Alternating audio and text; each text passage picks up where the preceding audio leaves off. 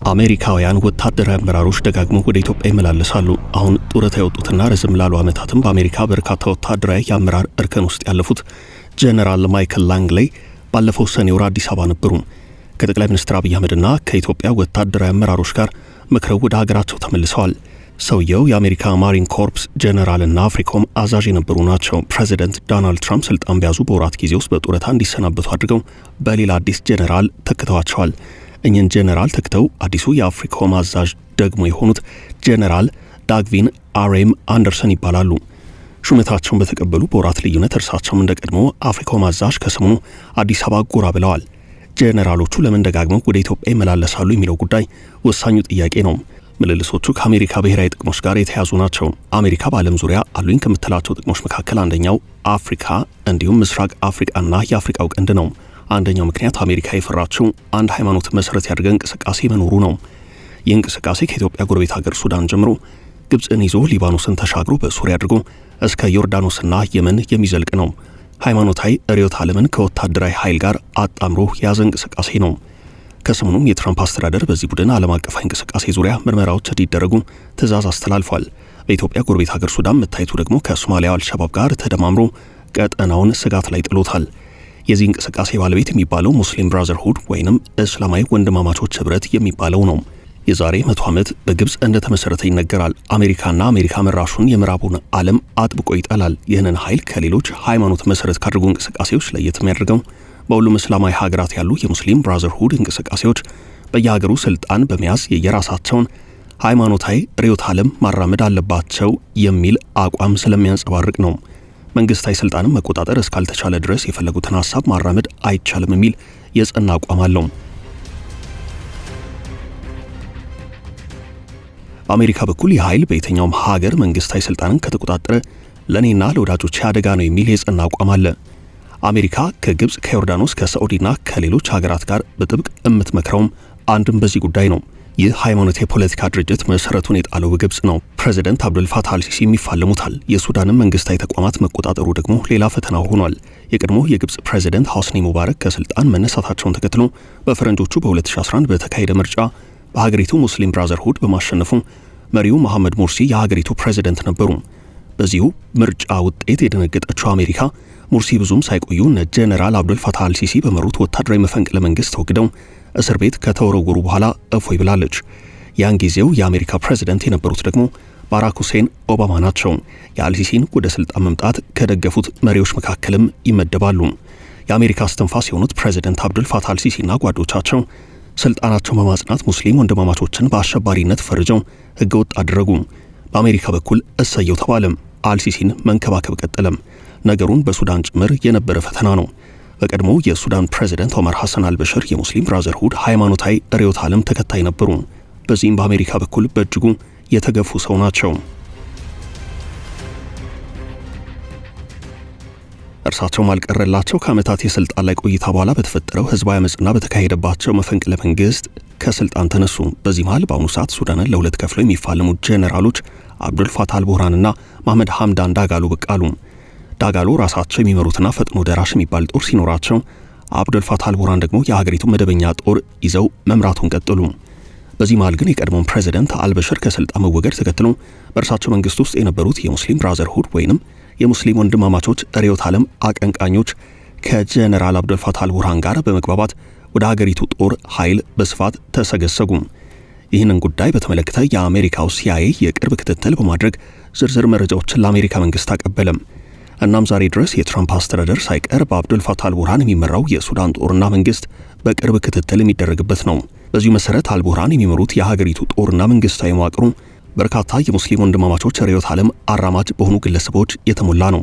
የሱዳንን ጦርነት አስቁሞ ሀገሪቱን ወደ ሰላሙ ሀዲድ በማስገባቱ ረገድ ፈታኝ አድርገውታል ከሚባሉት ጉዳዮች መካከል አንዱ የሙስሊም ብራዘርሁድ ጉዳይ ነው። ለሱዳን የእርስ በርስ ጦርነት መፍትሄን እናፈላልግ በሚል ሳዑዲ አረቢያ፣ የተባበሩት አረብ ኤምሬቶች፣ ግብፅና አሜሪካ ጥረት ያደርጋሉ። በመጨረሻም ከሰሞኑ ለሱዳን ዘላቂ መፍትሄ በሚል ያቀረበችው የሰላም ስምምነት ፕሮፖዛል በጀነራል አልቡርሃን የሚመራው የሱዳን ጦር ኃይል ፈርሶ ዳግም ይዋቀር የሚል ሐሳብ የቀረበበት ነው። ይህ የአሜሪካ ሐሳብ በሙስሊም ብራዘርሁድ የመዋቅር ወረራ ተካሂዶበታል የተባለውን የሱዳን ጦር ኃይል ለማጥራት በማለም የተያዘ እቅድ ተደርጎ ተወስዷል።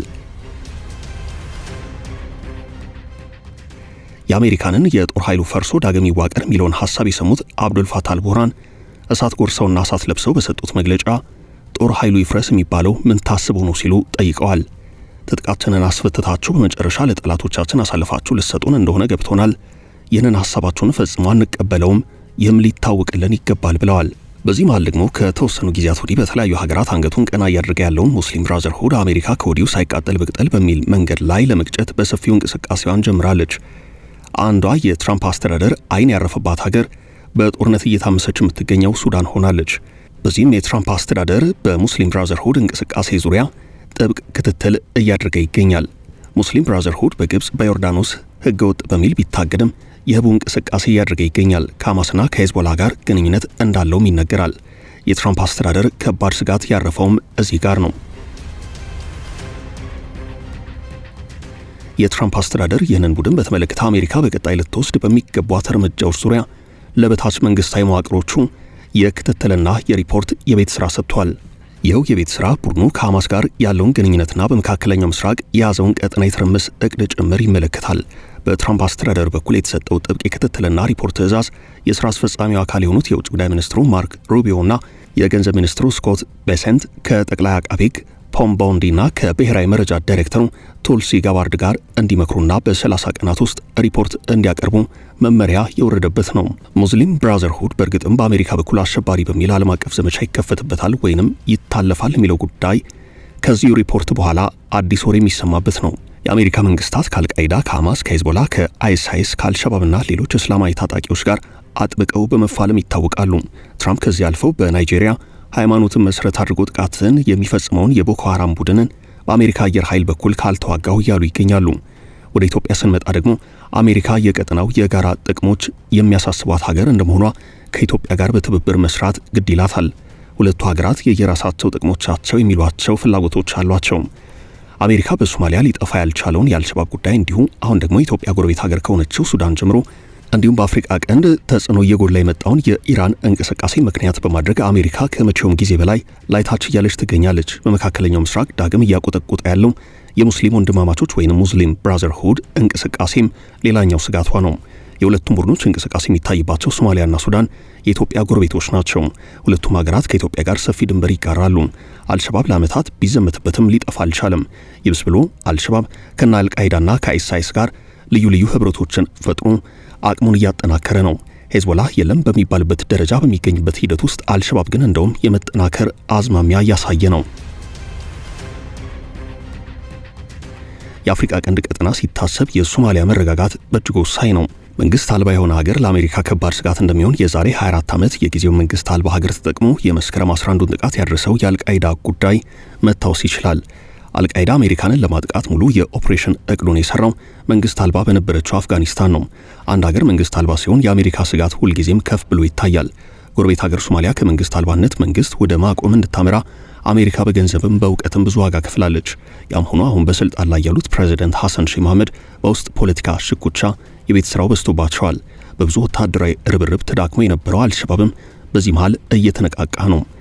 በሱዳን የሙስሊም ብራዘርሁድ ስጋት ባለፈ የሶማሊያ አልሸባብ ጉዳይ የስጋትነት ደረጃው ከፍ እያለ ነው። የአሜሪካ የአፍሪካውም እዝ አዛዥ ጄኔራል ዳግቬን አሬም አንደርሰን የተመራ ልዑክ ወደ አዲስ አበባ ጎራ የማለቱን ጉዳይ ከዚህ አንጻር ሊታይ የሚችል ነው። ጄኔራሉ አሜሪካ በዓለም ዙሪያ ካሏት 11 ወታደራዊ ኮማንዶች ውስጥ አንዱን ይመራሉ። የአፍሪካውን ምድብ ይህ አፍሪካን የሚመለከት ወታደራዊ ኮማንድ ሲሆን መቀመጫውን ጀርመን ስቱትጋርት አድርጓል። የአሜሪካ የአፍሪካ እዝ አዛዥ የሆኑት ጄኔራል ዳግቬን አሬም አንደርሰን ወደ ኢትዮጵያ ሲያመሩ በአፍሪካ ቀንድ ያለውን የአሜሪካ ጥቅም ይዘው ነው። በተመሳሳይ መልኩ የኢትዮጵያ መንግስት አመራሮች ደግሞ የወቅቱ የኢትዮጵያ ጥቅም ደግሞ ይህ ነው በማለት በጄኔራሉ ለተመራው ልዑካን ቡድን ያስረዳሉ። በኢትዮጵያ በኩል የቀረበው ሐሳብ የባህር በር መውጫን የማግኘት ጉዳይን የሚመለከት ነው። የአሜሪካ ስጋትና ፍላጎት ደግሞ የቀጠናውን ጂኦፖለቲካ የሚመለከት ነው። ከሱዳኑ ሙስሊም ብራዘርሁድ እስከ ሶማሊያ አልሸባብ ድረስ ያለ የአሜሪካ ስጋት አለም። በምስራቅ አፍሪካና በአፍሪካ ቀንድ ሲታይ ሱዳን የእርስ በርስ ጦርነት ውስጥ ትገኛለች። ሶማሊያ በቅጡ በእግሩ የቆመ መንግስት የላትም። ደቡብ ሱዳንም ብትሆን እንደዛው ናት። ኤርትራ የአፍሪካ ቀንድ ሰሜን ኮሪያ በመባል የምትታወቅ ሲሆን ለአሜሪካ የብሔራዊ ጥቅም አጋርነት የምትመች ሀገር አይደለችም። እናም አሁን ባለው ተጨባጭ ሁናቴ በአፍሪካ ቀንድና በምስራቅ አፍሪካ ላለው የአሜሪካ ብሔራዊ ጥቅም መሳካት የኢትዮጵያ አጋርነት በእጅጉ አስፈላጊ ነው።